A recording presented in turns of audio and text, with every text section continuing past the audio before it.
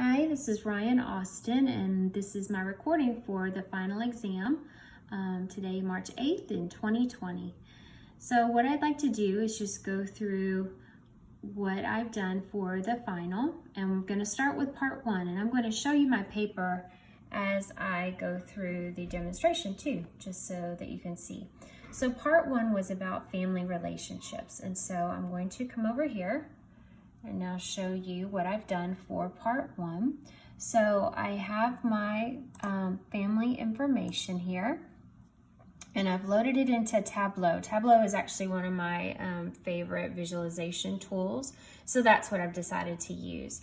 So I input the information, my family's names, changed of course, and then also put in the distance that they are away from me, and then I categorized my family, and I use coworkers and friends as well, and categorize the distance they are from me, as well as how many times I call them in a month.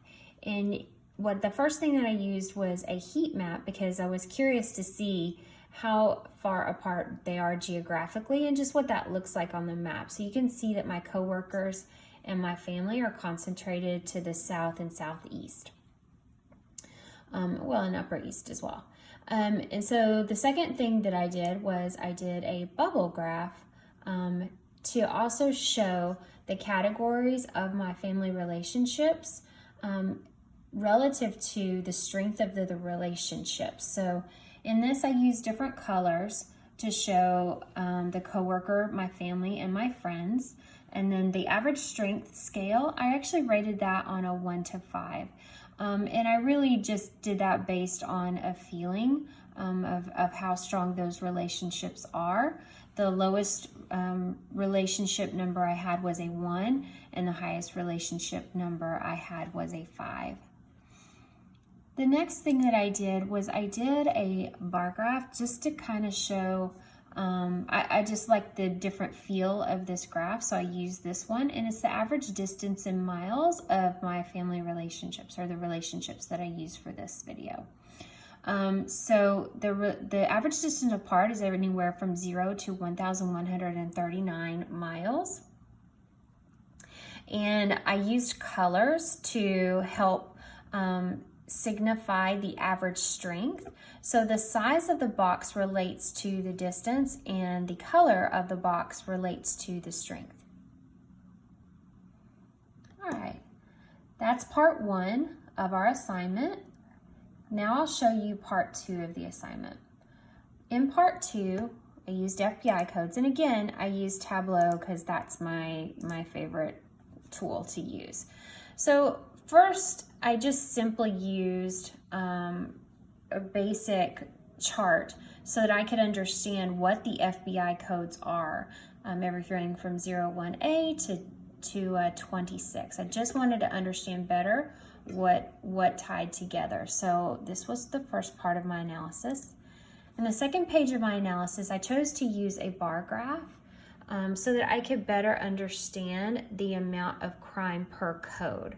So as you can see, the largest code that I have, or the one that has the most criminal activity, was code 06 for theft, with 1,211,000 and 80,000 criminal offenses. The next thing that I used, because I wanted to dig a little bit deeper into the primary codes and understand what was driving those results, I did a bar graph, but going in this direction. And as you can see from this graph, theft, and I'll scroll over here, theft was the highest. So I wanted to understand a little bit more why it was theft and what went into that result. So I broke theft down a little bit further. And you can see from this graph that the driver of the theft category are crimes that are $500 and under. It's depicted by that line of 466,436. And then also over 500 also makes up the second largest category for theft. So I just did this to understand better what types of theft were driving that category, and this bar graph helped me to do that. The next thing that I looked at was the theft in a little bit different detail. I just wanted a different view to understand the percentages. So 500 and over is about 24.69% of the theft crime. And then 38.51% is the $500 and under. So I just use this as a different way to visualize the percent of theft. This, I did a line graph, and then I did a trend line on this to understand how the crimes were trending over the years. So from 2001 to 2015, you can see a decrease in the number of crimes. So the trend line, predictably, for 2016 would be also a decrease in the amount of crimes. So I just wanted to see in this depiction what type of crimes we had and how this might look for us in the future. The next part of the assignment, I will also show you in Tableau, again, one of my favorites. And this is the scatter graph, and this is about our sales and our different regions. So in this I used a scatter plot, and for the scatter plot I'll show you the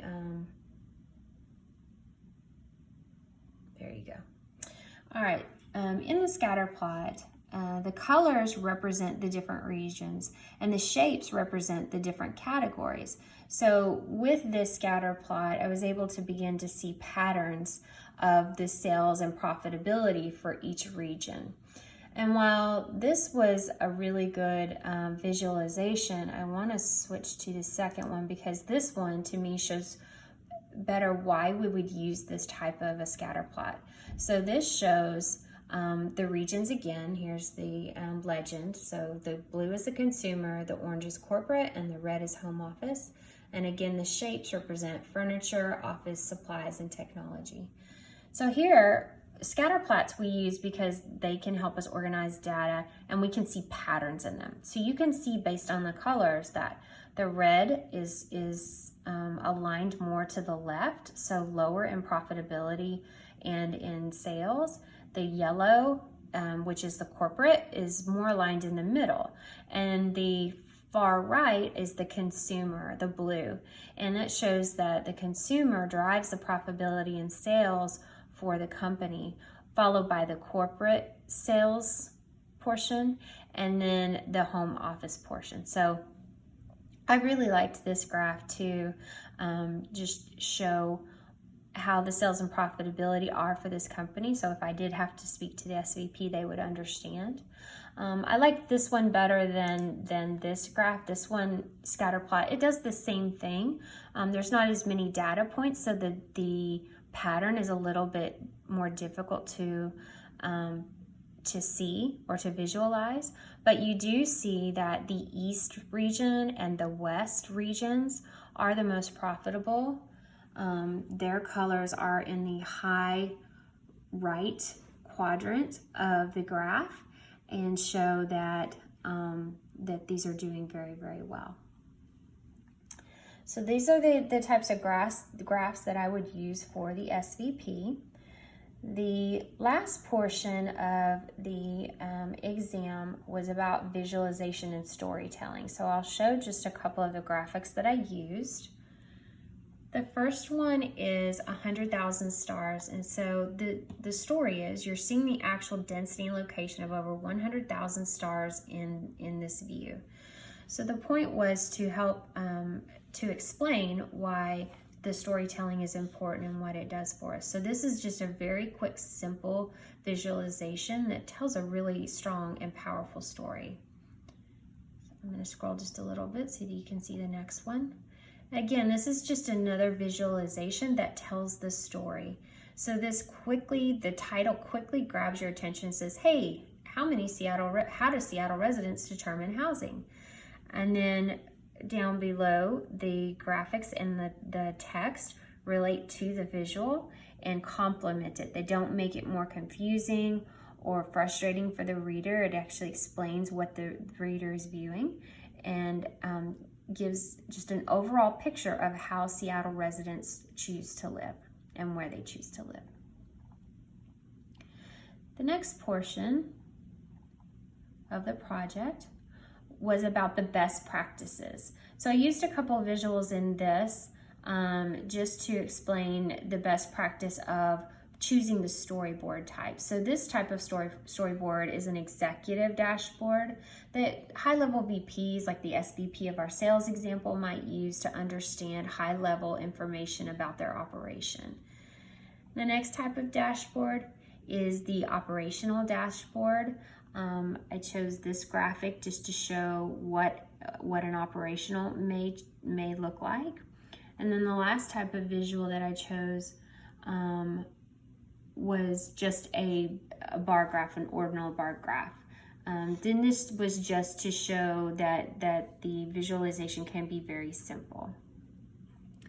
And the last thing that I'd like to leave you with is something that I found that I thought was just basically summed up the semester and about why data visualization is so important.